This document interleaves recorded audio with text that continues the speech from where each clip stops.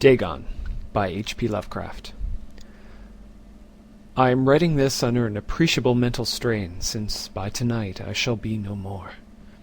Penniless, and at the end of my supply of the drug which alone makes life endurable, I can bear the torture no longer, and shall cast myself from this garret window into the squalid street below.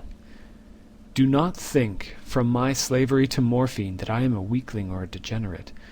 When you have read these hastily scrawled pages, you may guess, though never fully realize, why it is that I must have forgetfulness or death. It was in one of the most open and least frequented parts of the broad Pacific that the packet of which I was to supercargo fell a victim to the German sea raider. The Great War was then at its very beginning, and the ocean forces of the Hun had not completely sunk to their later degradation, so that our vessel was made a legitimate prize, whilst we of her crew were treated with all the fairness and consideration due us as naval prisoners. So liberal, indeed, was the discipline of our captors that 5 days after we were taken I managed to escape alone in a small boat with water and provisions for a good length of time. When I finally found myself adrift and free, I had but little idea of my surroundings. Never a competent navigator, I could only guess vaguely by the sun and stars that I was somewhat south of the equator. Of the longitude I knew nothing, and no island or coastline was in sight. The weather kept fair, and for uncounted days I drifted aimlessly beneath the scorching sun, waiting either for some passing ship or to be cast on the shores of some habitable land. But neither ship nor land appeared, and I began to despair in my solitude upon the heaving vastness of unbroken blue.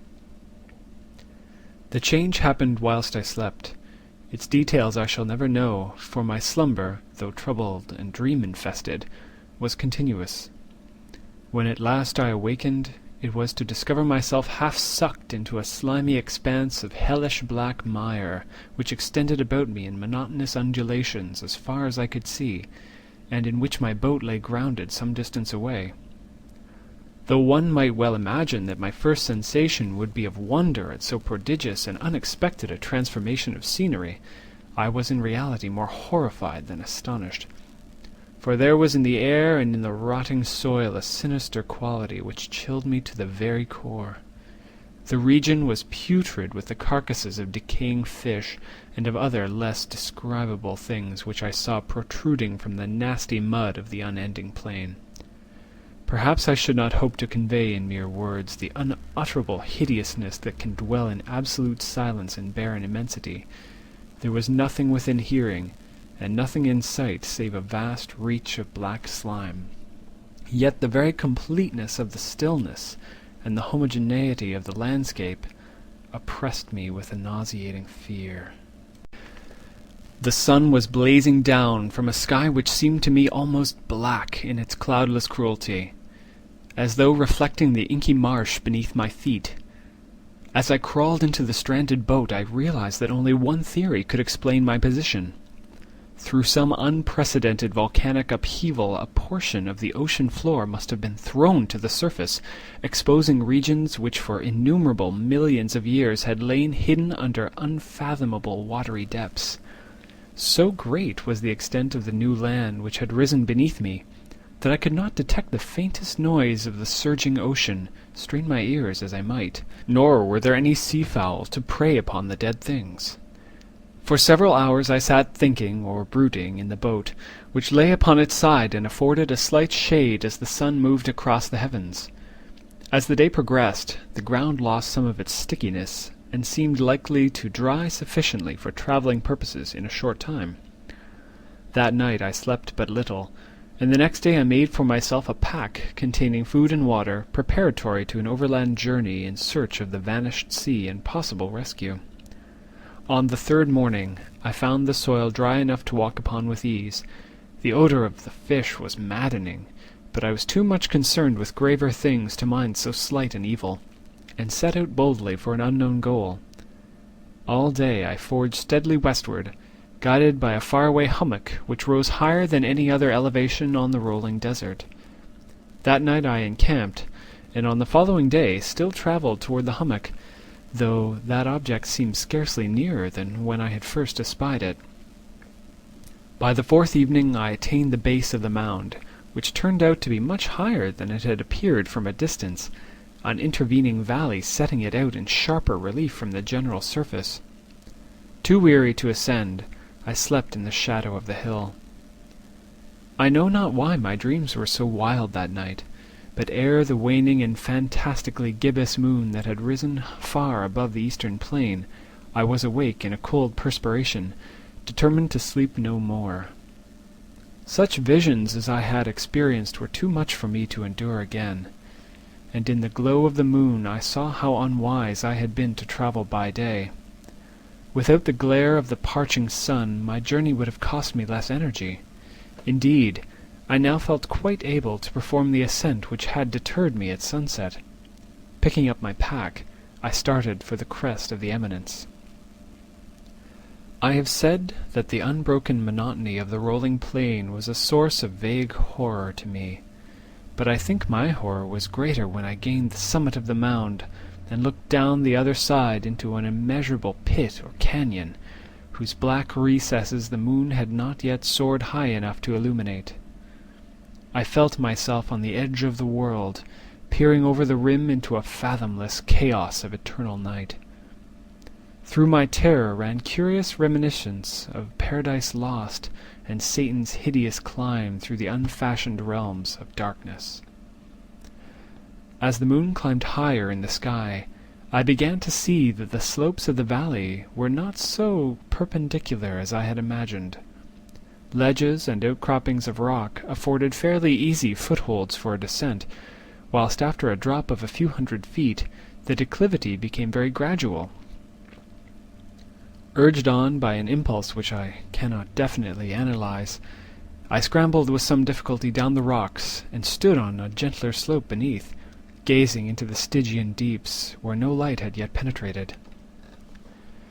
All at once my attention was captured by a vast and singular object on the opposite slope, which rose steeply about 100 yards ahead of me, an object which gleamed whitely in the newly bestowed rays of the ascending moon.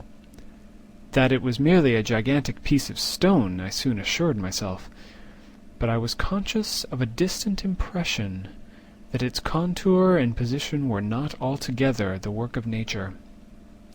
A closer scrutiny filled me with sensations I cannot express, for despite its enormous magnitude, and its position in an abyss which had yawned at the bottom of the seas since the world was young, I perceived beyond a doubt that the strange object was a well-shaped monolith, whose massive bulk had known the workmanship and perhaps the worship of living and thinking creatures. Dazed and frightened, yet not without a certain thrill of the scientist's or archaeologist's delight, I examined my surroundings more closely. The moon, now near the zenith, shone weirdly and vividly above the towering steeps that hemmed in the chasm, and revealed the fact that a far-flung body of water flowed at the bottom, winding out of sight in both directions and almost lapping my feet as I stood on the slope. Across the chasm, the wavelets washed the base of the Cyclopean monolith, on whose surface I could now trace both inscriptions and crude sculptures. The writing was in a system of hieroglyphics unknown to me, and unlike anything I had ever seen in books, consisting for the most part of conventionalized aquatic symbols such as fishes, eels, octopi, crustaceans, mollusks, whales, and the like. Several characters obviously represented marine things which are unknown to the modern world, but whose decomposing forms I had observed on the ocean-risen plain. It was the pictorial carving, however, that did most to hold me spellbound. Plainly visible across the intervening water, on account of their enormous size, was an array of bas-reliefs whose subject would have excited the envy of a Dore. I think that these things were supposed to depict men, at least a certain sort of men, though the creatures were shown disporting like fishes in the waters of some marine grotto, or paying homage at some monolithic shrine, which appeared to be under the waves as well. Of their faces and forms I dare not speak in detail, for the mere remembrance makes me grow faint. Grotesque beyond the imagination of a Poe or a Bulwer, they were damnably human in the general outline, despite webbed hands and feet, shockingly wide and flabby lips, glassy, bulging eyes, and other features less pleasant to recall. Curiously enough, they seemed to have been chiseled badly out of proportion with their scenic background, for one of the creatures was shown in the act of killing a whale, represented as but a little larger than himself. I remarked, as I say, their grotesqueness and strange size, but in a moment decided they were merely the imaginary gods of some primitive fishing or seafaring tribe, some tribe whose last descendant had perished eras before the first ancestor of the Piltdown or Neanderthal man was born. Awestruck at this unexpected glimpse into a past beyond the conception of the most daring anthropologist, I stood musing whilst the moon cast queer reflections on the silent channel before me. Then suddenly I saw it. With only a slight churning to mark its rise to the surface, the thing slid into view above the dark waters. Vast, Polyphemus-like, and loathsome, it darted like a stupendous monster of nightmares to the monolith, about which it flung its gigantic scaly arms, the while it bowed its hideous head and gave vent to certain measured sounds. I think I went mad then. Of my frantic ascent of the slope and cliff, and of my delirious journey back to the stranded boat, I remember little. I believe I sang a great deal, and laughed oddly when I was unable to sing. I have indistinct recollections of a great storm, some time after I reached the boat. At any rate, I knew that I heard peals of thunder and other tones which nature utters only in her wildest moods. When I came out of the shadows I was in a San Francisco hospital, brought thither by the captain of the American ship which had picked up my boat in mid-ocean. In my delirium I had said much, but found that my words had been given scant attention. Of any land upheaval in the Pacific my rescuers knew nothing, nor did I deem it necessary to insist upon a thing which I knew they could not believe. Once I sought out a celebrated ethnologist, and amused him with peculiar questions regarding the ancient Philistine legend of Dagon, the fish god. But soon perceiving that he was hopelessly conventional, I did not press my inquiries. It is at night, especially when the moon is gibbous and waning, that I see the thing. I tried morphine, but the drug has given only transient surcease, and has drawn me into its clutches as a hopeless slave. So now I am to end it all, having written a full account for the information of the contemptuous amusement of my fellow men. Often I ask myself if it could not all have been pure phantasm, a mere freak of fever as I lay sun-stricken and raving in the open boat after my escape from the German man-of-war. This I ask myself, but ever does there come before me a hideously vivid vision in reply. I cannot think of the deep sea without shuddering at the nameless things that may at this very moment be crawling and floundering on its slimy bed, worshipping their ancient stone idols and carving their own detestable likenesses on submarine obelisks of water-soaked granite. I dream of a day when they may rise above the billows to drag down in their reeking talons the remnants of a puny war exhausted mankind, of a day when the land shall sink and the dark ocean floor shall ascend amidst universal pandemonium. The end is near. I hear a noise at the door, as of some immense, slippery body lumbering against it. It shall not find me. God, that hand! The window! The window!